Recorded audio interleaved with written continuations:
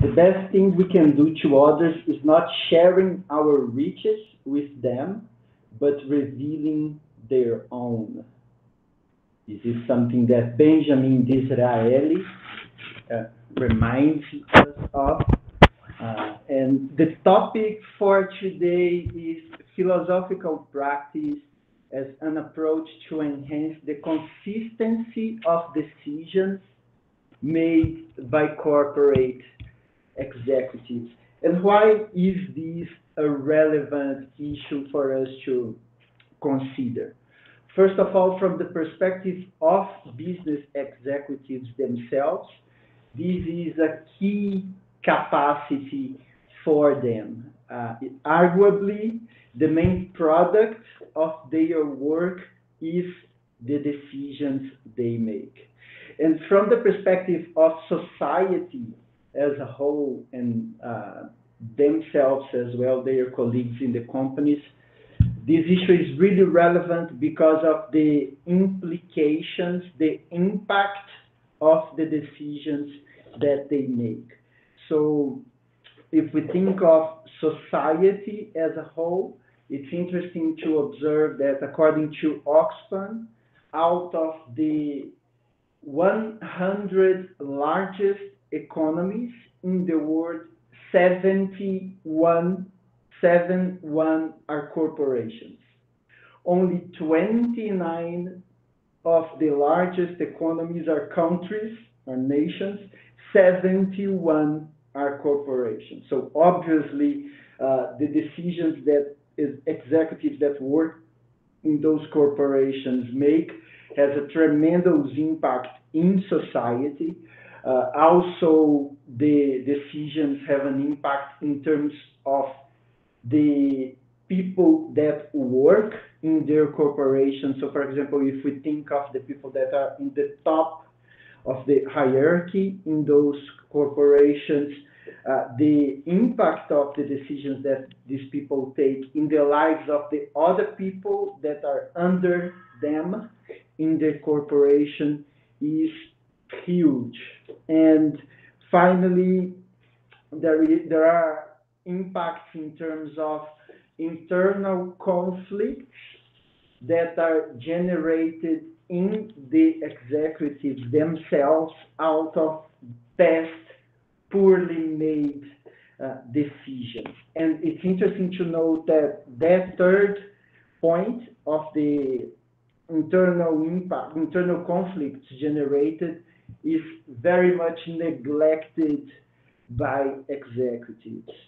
So one example in order to illustrate just how the issue is relevant in terms of the impact of the decisions is if we just think about a company like Pfizer at the moment and the pandemic situation, the need for these vaccines, and the decisions that these executives at a company like Pfizer make at the moment have a tremendous impact in the lives of all of us.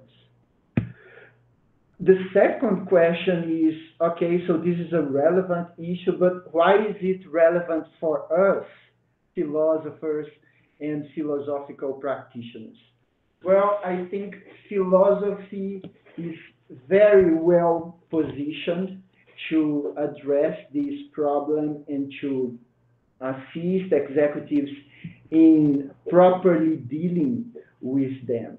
And that is to do with the nature of the main problems that are some of the main problems that are faced by executives, especially in terms of their decision-making process.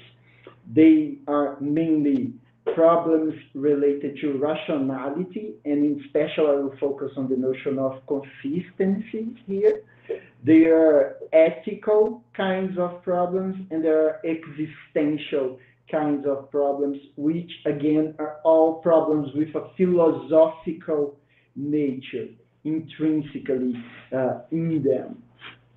Now, specifically in terms of philosophical practitioners, I think we are really well positioned in terms of giving a very relevant contribution here.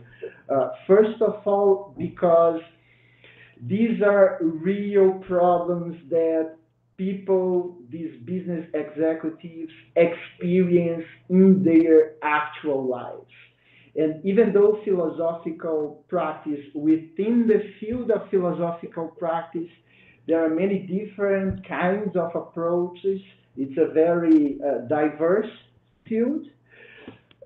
One of the main things I would say that connects us all is precisely our intent to give contributions that relate directly to people's practical lives, which is the case here.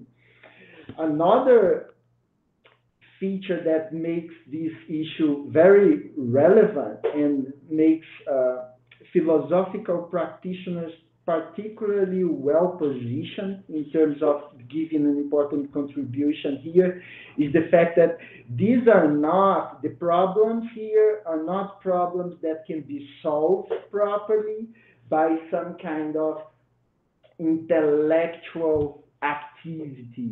This is not something that we can just teach in the classroom effectively in terms of actually solving the problems, but this is an issue that requires the development of certain capacities, which is precisely the kind of thing that philosophical practitioners are particularly good at. And besides these two main reasons, it's interesting, it's relevant to note as well that we all become, I think, philosophical practitioners out of a desire to give a genuine and profound contribution. I think this is a clear case in which we have an opportunity to do so. Now, so when we go into the actual issues that can be observed in the decision-making process of executives, first of all, executives do acknowledge, they recognize the relevance of the decisions that they make. But they don't go as far as making a basic distinction between the decisions and making consistent decisions. So no distinction between making decisions and making consistent decisions, which is exactly the kind of thing that I believe we can help them to understand better. They actually are so aware of the relevance of the decisions that they make and the decision-making process that they do work on improving the quality of the decisions that they make, but they understand that in a very narrow sense. So for them, improving the capacity for making decisions essentially has to do with acquiring more of the specialized kind of knowledge related to management that they already possess, which means they cannot see the need, the importance of stepping back and actually acknowledging all the different aspects that are involved in the decisions that they make. Specifically, when we think about the consistency of the decision-making process of these executives, we can observe two kinds of failures, and I will focus here today on those kinds of failures. One of these kinds is ethical, so there are ethical failures, and there are consistency failures, and I will try to explain a little bit of them here today. So the key issue, the core central issue I want to suggest is a problem, a failure on their part to consider all the relevant features of situations. And I will elaborate on that thought here today with us. For us, there are two senses in which there is this failure to consider all the relevant features of situations. One is an ethical sense, and another is a sense pertaining to rationality. I will explain them with some detail today. So when we look at the sense pertaining to rationality, first of all, there is a consistency failure of their decision-making process given central concerns that they already have. So it's important for me to explicitly mention here that my approach, the approach that I'm sharing with you today, is not a prescriptive approach. I'm not suggesting what they should consider in their decision-making process. It's a rather descriptive kind of approach in the sense that I'm actually working with the concerns that they, executives themselves, already explicitly hold, and they are clear about holding those kinds of concerns. Another aspect to consider, which is really interesting about this issue, is really intriguing, is there is a failure of consistency in the sense of not considering whole sets of considerations, whole kinds of considerations which are indeed relevant for the kinds of decisions that they are making. So it's not like individual aspects only, merely, are not being considered, but whole kinds of aspects which are, in fact, relevant for the decisions that they are making.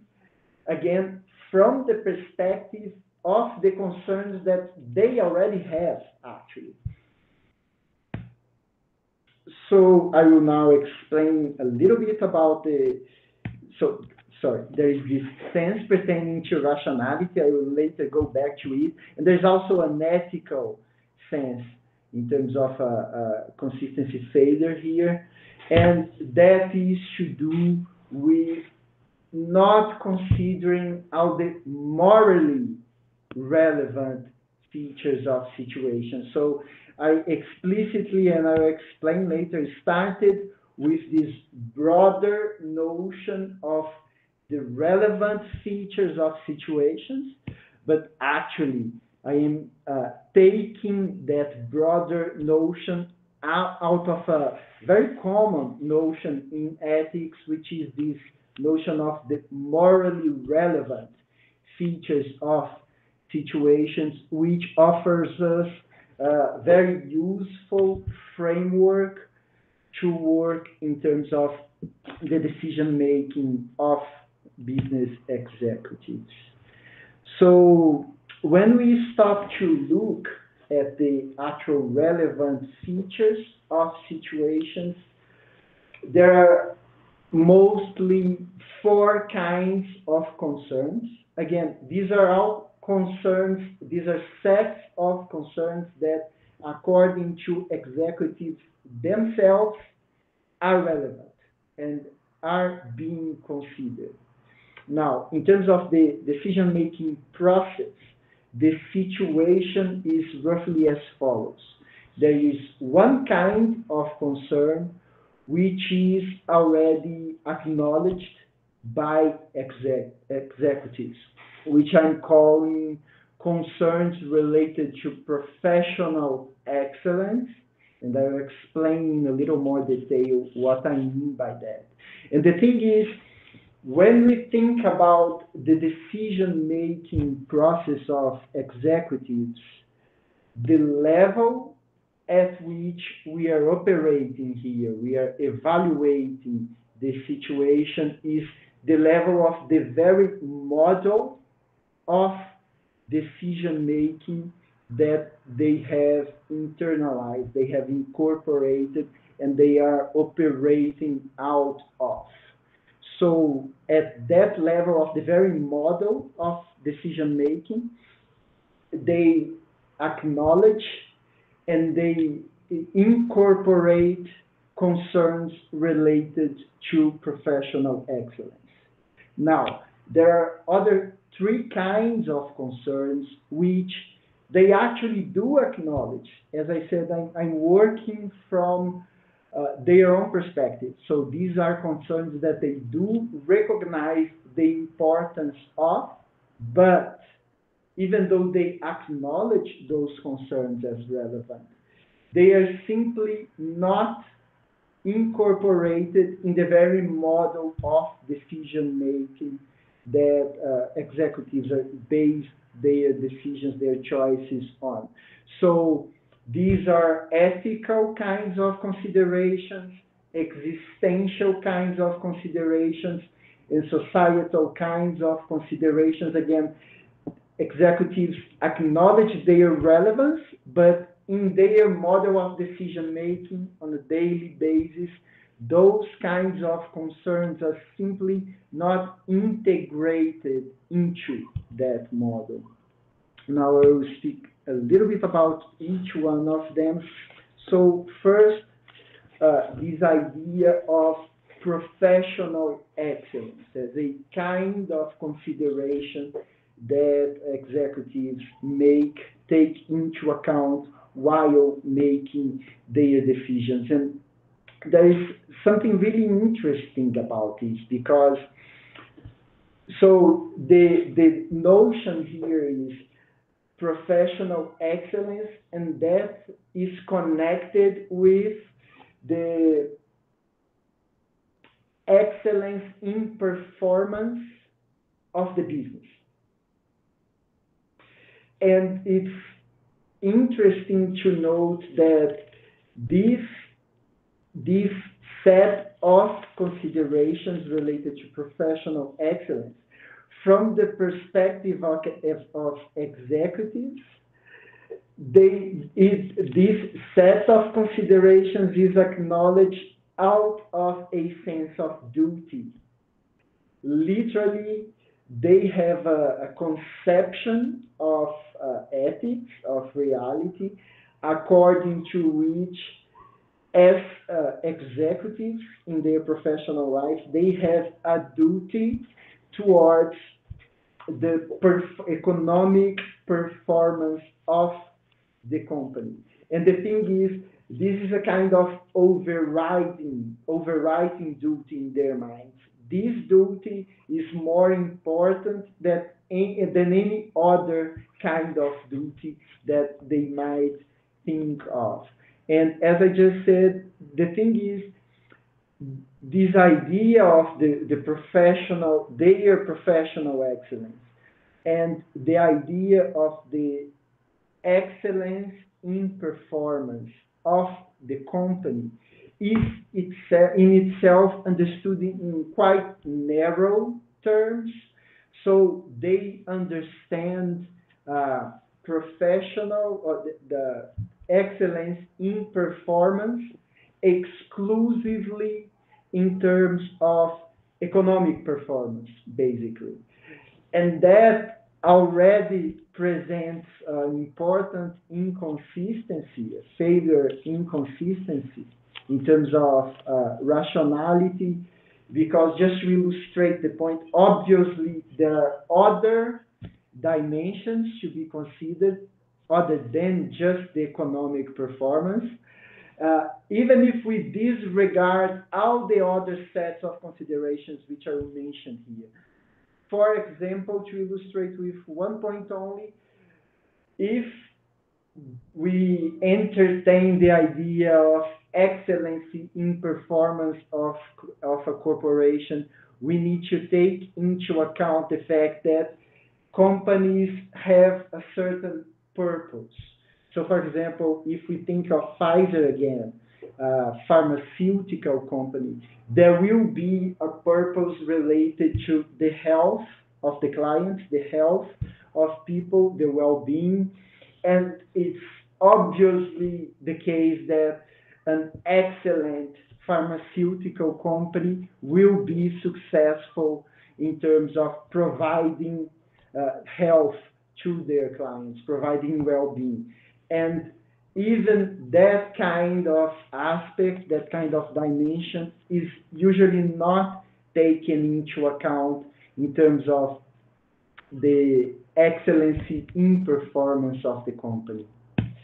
Now, another set of considerations which are relevant, and again, executives already have, has to do with ethical considerations. So there are, I mentioned in the beginning, the one relevant aspect here has to do with the impact of the decisions made by business executives. Again, there are three levels of impact here. One is the level of the integrity of that executive, so the level of internal conflicts that are generated out of poorly made decisions. Another kind of impact, another level of impact is the kind of impact which is quite profound actually when we think about the people that work in a company. So again, it's companies are hierarchically organized, and that have really profound consequences because it's a parallel can be traced, I think, with the teacher-student kind of relationship. Students are particularly sensitive to the influence that teachers, just like parents, have on them. And that is to do with the fact that they kind of put themselves in a vulnerable kind of position. They lower their defenses out of a sense of trust in the teacher. And I think the same thing happens in companies. The people that are lower in the hierarchy, they are vulnerable in some important sense. And the decisions made by their top executives that directly related with them and their lives can have really profound impacts. And in terms of society as a whole, again, out of the 100 largest economies, 71 are companies.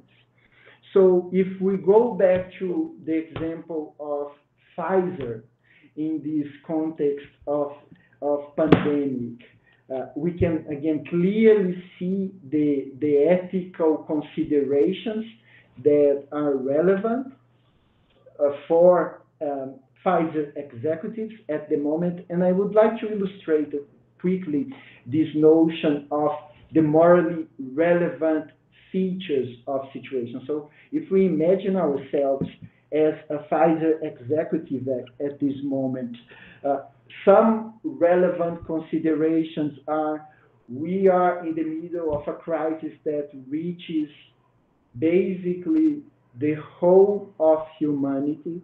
It's a crisis that has been lasting for over 1.5 years now, with thousands of people, millions of people actually, already died out of this crisis.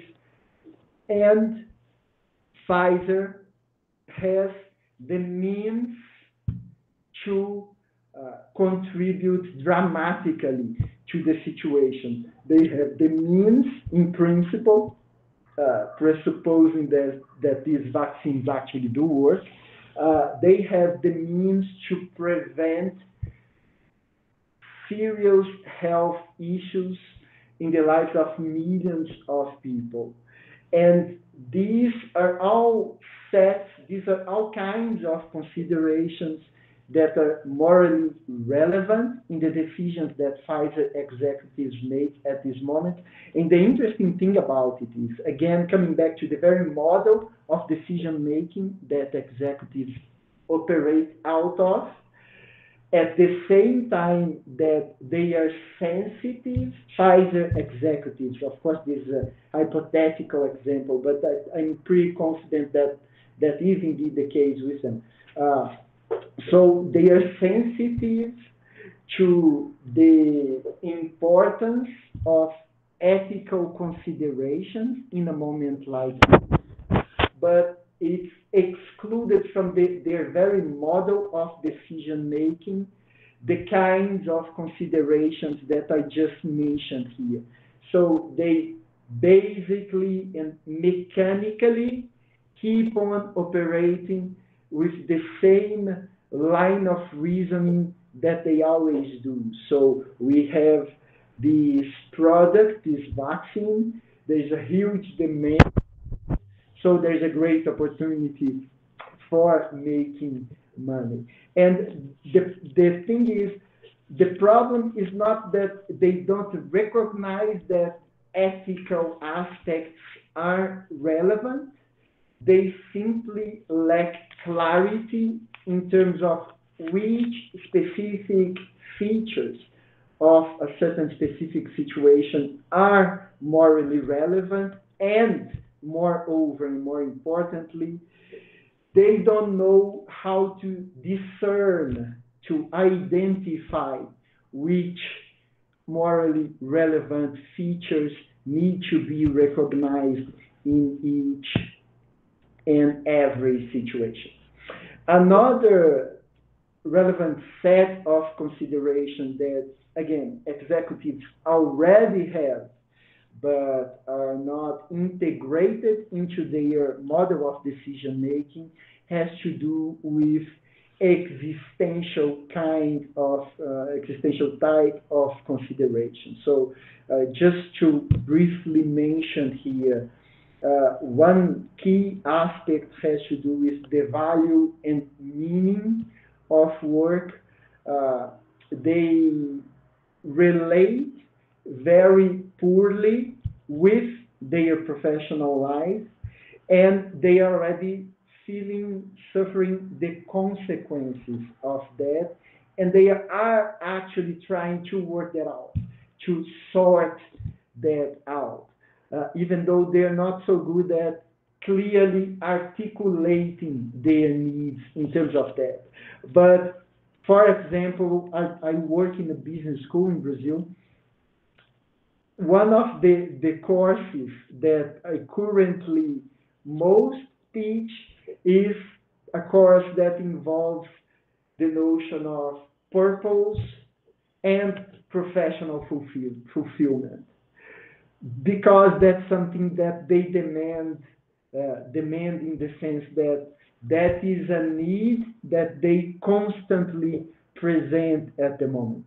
So just to briefly mention a few references from philosophical traditions that we can use as I progress, I will mention here and there a few relevant, useful things. One of them is Camus' myth of Sisyphus. I think extremely helpful in terms of this idea of the value and meaning of work in their lives. And the other, I think, very, very powerful notion, extremely useful, is Marx's notion of alienation, because they are concerned with purpose and purpose in their professional life and fulfillment, having a sense of fulfillment in their professional life is directly related with the problem of alienation as articulated by Marx. So extremely useful here. And another set of considerations has to do with concerns related to society, and we already have some theoretical frameworks that are extremely useful here.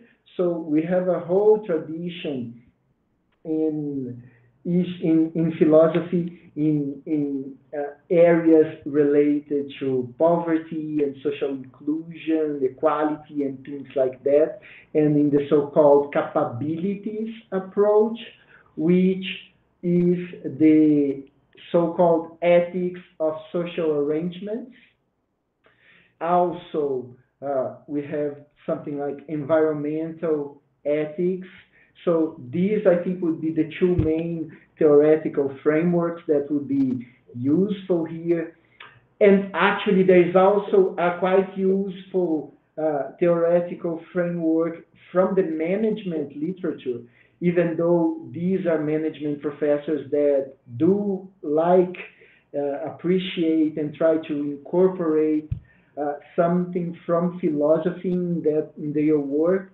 The key idea here is the idea of integrating the economic performance of the company and the progress of society.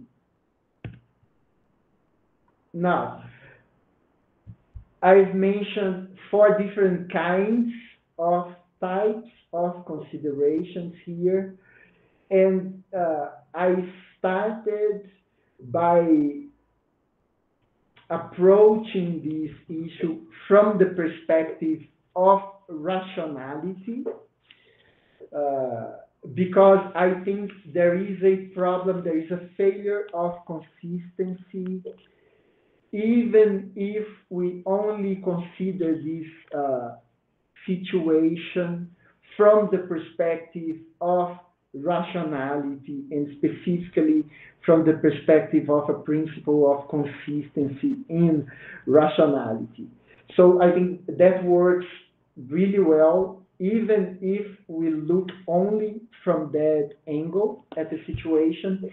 But on my own personal view, all all four kinds of considerations are actually ethically relevant.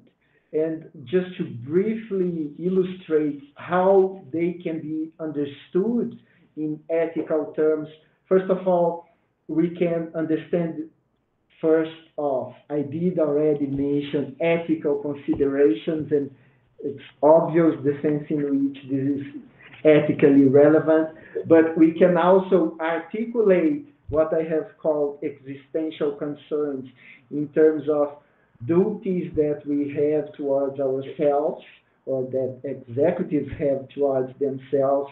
And the parallel, the connection here is with virtue ethics. I think these existential concerns can be articulated in terms of their usefulness for an understanding of human flourishing.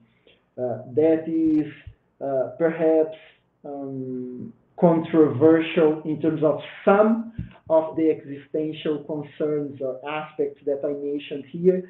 But I think if we consider, for example, the notion of autonomy, and take autonomy to be a kind of existential concern, we can see how it's clearly ethically relevant. I think when it comes to duties, the societal concerns, which can be articulated in terms of duties towards society, I think it's very obvious how they can be seen as ethically relevant if we take this angle of the ethics of social arrangements, or the angle and or the angle of environmental ethics, which are both very much relevant for corporations. So just to illustrate briefly here, in Brazil, for example, when we talk about these ethics of social arrangements,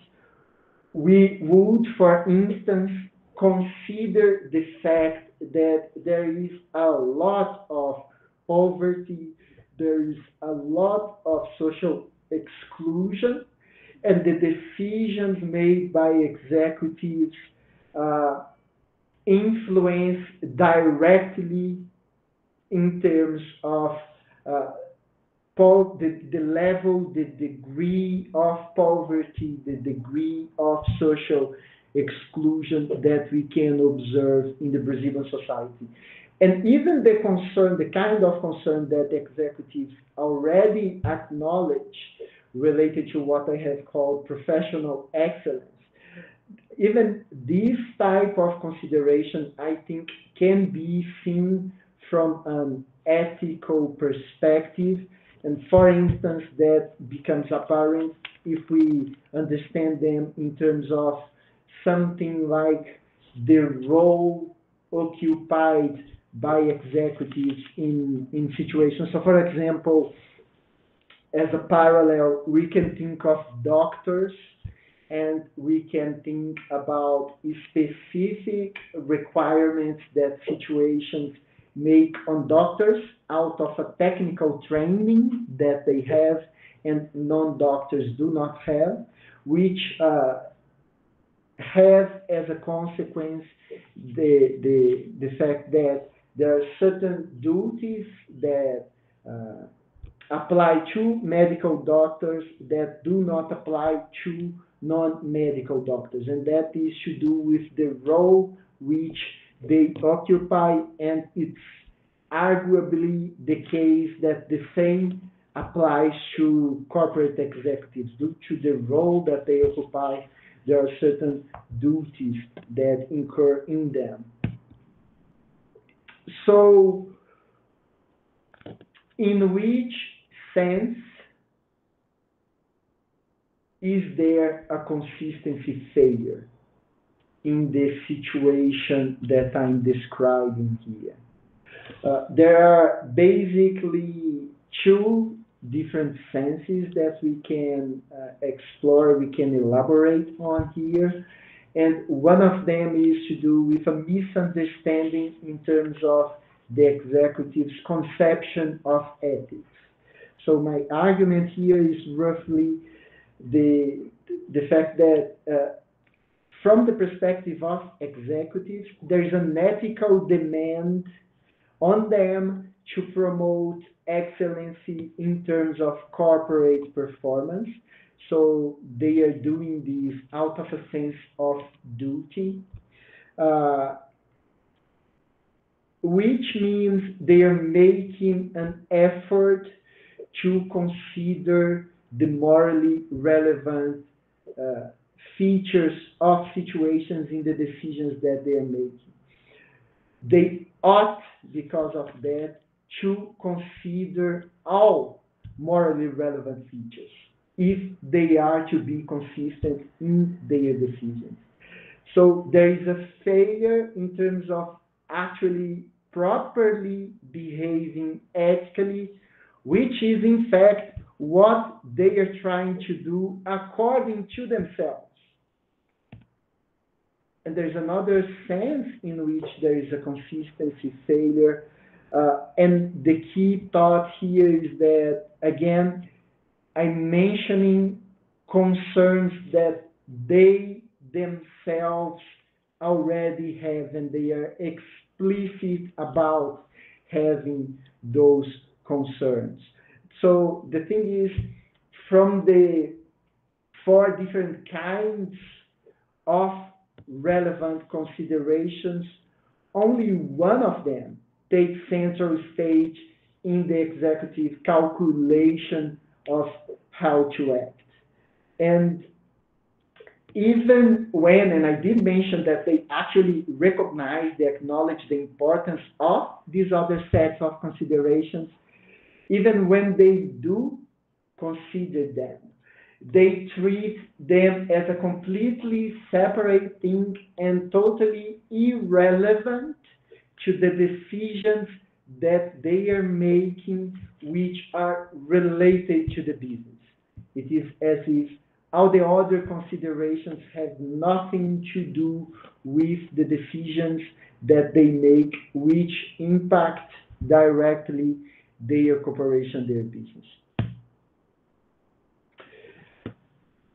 And that is, I think, a very precise problem that we can work on as philosophical practitioners. The idea, the very sense in which it is as if they were two people, two separate individuals. One individual that is working, that is considered in their professional life, and that it is as if there were a separate, different person that for whom the other kinds of considerations become relevant. And for me, the very cause of the lack of consistency in the decision making of these executives have to do mostly with the issue of integrating into the model of decision making the personal and the professional aspects of their lives, because after all, it is one person that we are talking about. It's not two different individuals. And another cause of the lack of consistency here, and something that helps us to understand better this problem of integration is, and I won't say much about this right now, but that is a very present, very serious and profound problem in corporations, the lack of autonomy in the decision-making process of corporate executives. And in every level, it doesn't matter who we are talking about. It can be the very CEO of the corporation. There is a sense, there is a perception of lack of autonomy, and that's highly problematic. So in terms of these problems, there is a whole bunch of stuff to be said about this, what I'm calling the causes of the lack of consistency, integrity, and autonomy. I don't have time to go into details with this, but I wanted just to quickly mention that there are some useful philosophical references. One of them is a philosophical understanding of the notion of integrity. Usually they will understand integrity in terms of something like doing the right thing, but they don't understand, they don't recognize the relevance of a sense of integrity, which is to do with resolving internal conflicts. So integrity in the sense of unity. And I think a useful philosopher for this would be Christine Korsgaard. And in terms of autonomy, obviously, Immanuel Kant can be extremely helpful for us. Now, there is a whole line of reasoning to be developed in terms of a model, a specific approach of philosophical practice to address the problems that I have described. So I treat this basically as a two-sided coin. One side of the coin which I have presented here today has to do with the diagnosis of the problem. The other side of the coin, which I won't be able to get into today, but it's something that perhaps in a future opportunity will be my pleasure to share with you. There is the solution for that problem in terms of a model of philosophical practice. And that model would include, I think, necessarily, if it is to be successful, the development of a stronger sense of integrity, the development of the capacity or the sensitivity to perceive which are the morally relevant features of situations, the development of autonomy in the decision making, and resignification of the value of the professional life in the lives of these business executives. Albert Einstein reminds us of the fact that what we know is a drop, what we ignore is an ocean. And yet, we as philosophical practitioners keep trying. Thank you very much for your attention, and I'm looking forward to hearing what you have to say about my proposal here for you.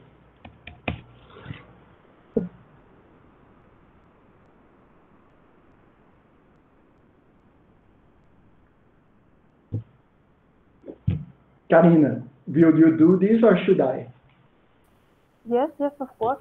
We can hear some questions about the answer. So, yeah, Alexandra, please. Andrea, thank you for the brilliantly structured presentations. Very interesting. I'm curious from your experience of working with all this, we'll say with this approach and with these ideas with the executives. What are the main points of resistance that you've encountered in practice? When talking about these issues, what what are the things that are getting like blank gazes or just complete lack of understanding? Why should it even be relevant to me? Sometimes I'm sure you would get something like that. Like yeah. What just from your experience, what would be the most common points like that, and what do you do about that when you encounter it? So one major issue, not for everyone, but for many of them, will be how we articulate this. In which terms do we present this issue to them? And my experience is if we present it in terms of ethics, from the perspective of many of them, there will be a strong resistance. So I think the same kinds of issues can be approached from different angles. And I think when we articulate it, when we frame it in terms of something like decision making, that is much, much more palatable to them. They are very pragmatic, basically. That's something that I think we can actually learn from business executives, a sense of pragmatism.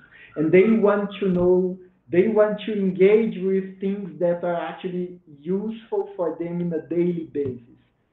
Ethical things is not one of them in their heads. It's really interesting, though, that once you start the work and ethical considerations explicitly come into play, they are very comfortable with engaging with those considerations.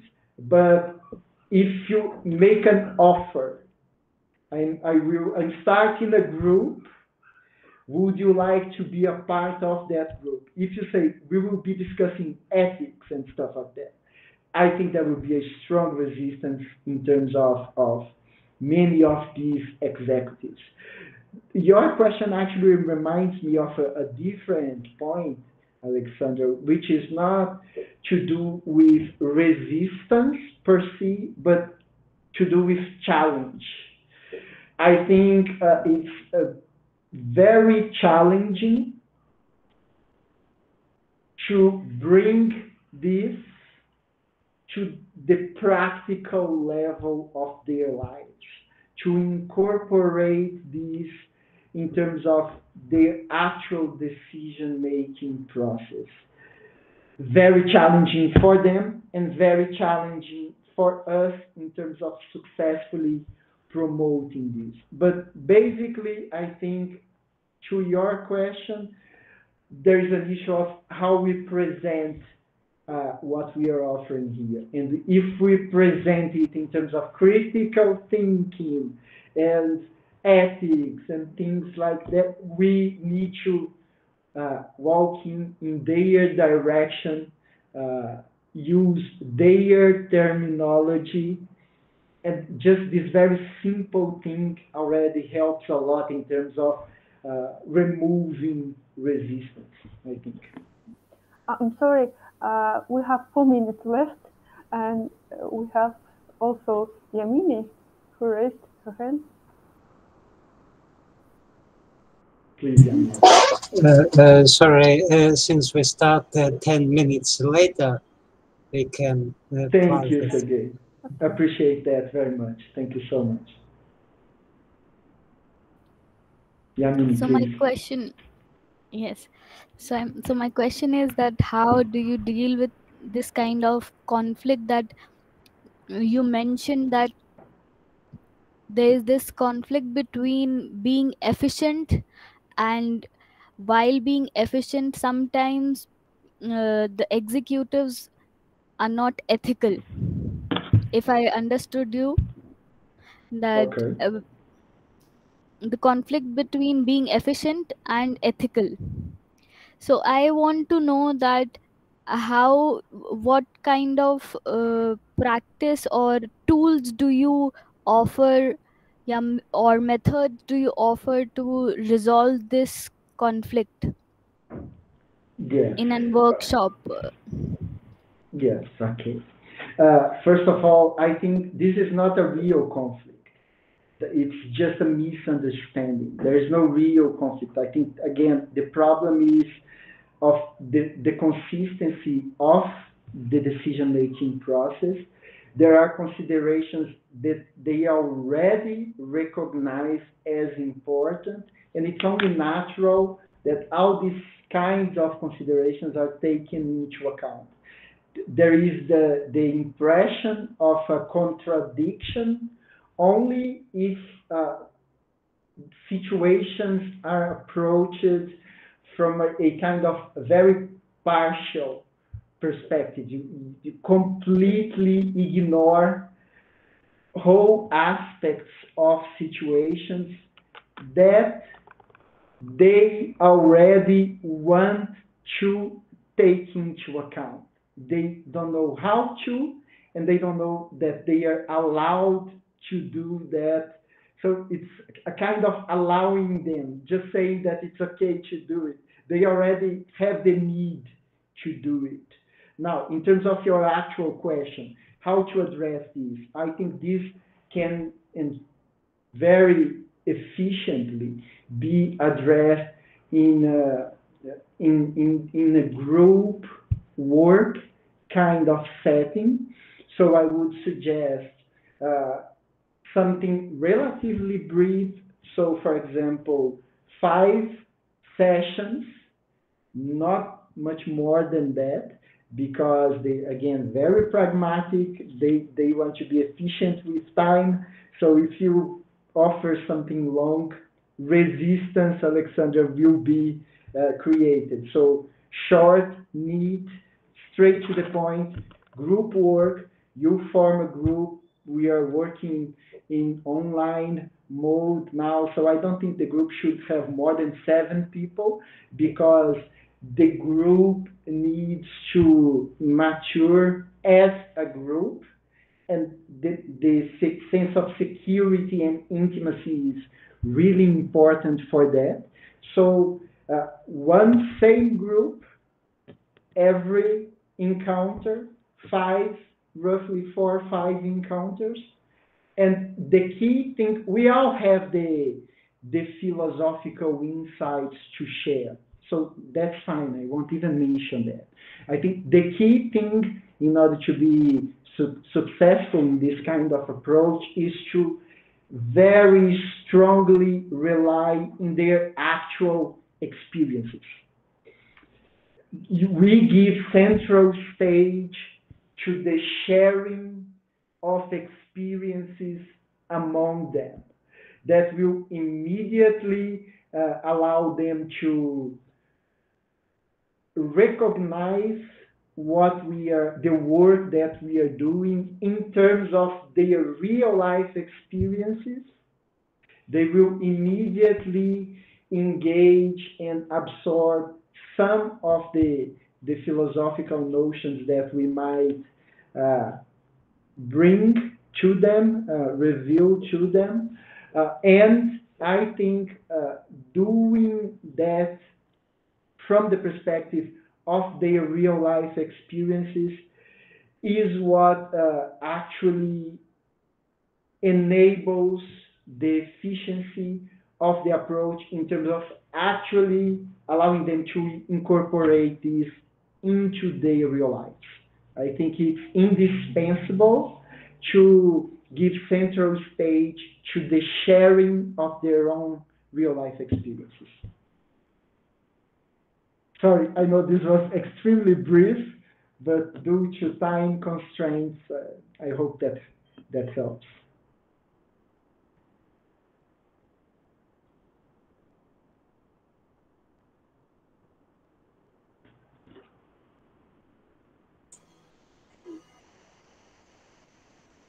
Sorry, Peter, have you a question? No? Oh, Peter, did you have a question or a comment? Well, I did earlier, but I think you kind of answered it, so thank you. Okay, great.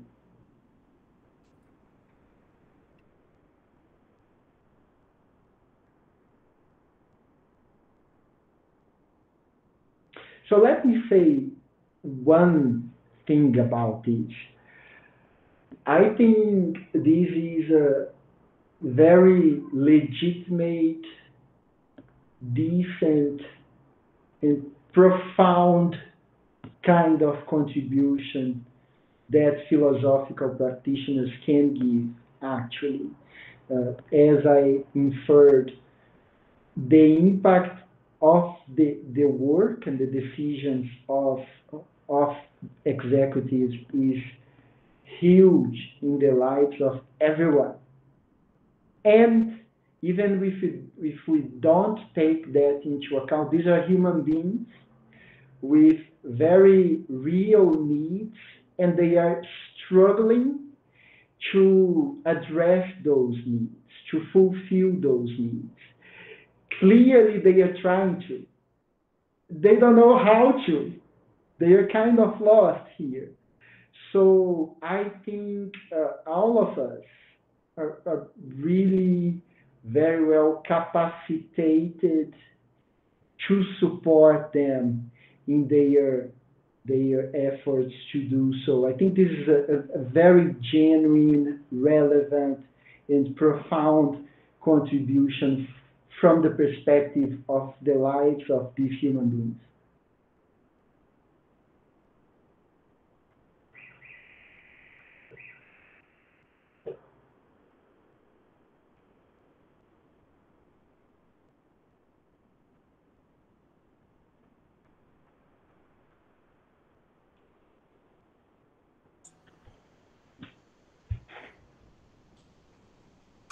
Please, Karina, your microphone. No. I just wanted to ask if anybody else have a question. Please let us know. So, is there any part of this that that doesn't make sense to you, or that you disagree with? Is there any issues with this? Is work in progress, right? So it would actually be really helpful if you point out anything that is unclear or doesn't make much sense to you or anything like that. I'm very open and would appreciate comments of that nature as well.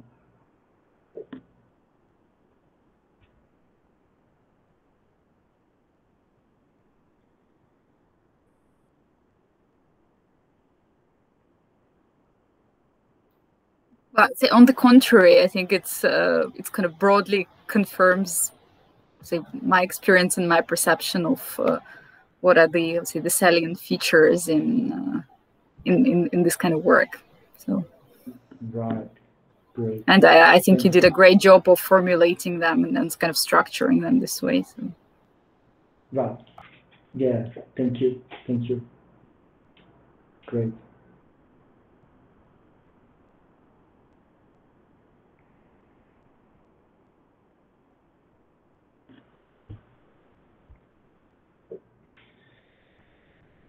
let me then take the floor here just to express how much I appreciate the effort from our Russian colleagues here. Sergey, in your name, I would really like to thank very much the whole Russian team. It's extraordinary the opportunity that you are giving to all of us. The care, Karina, thank you so much. Anastasia last year, the people that are working with you, Sergey, they're so professional, so respectful, so supportive. You are doing a beautiful job here. Very much appreciated, and I think I can thank you not only in my name. I know everyone have their own places to thank you as well, but I think from the perspective of all of us, really, thank you so much. This is wonderful opportunity, life changing, really.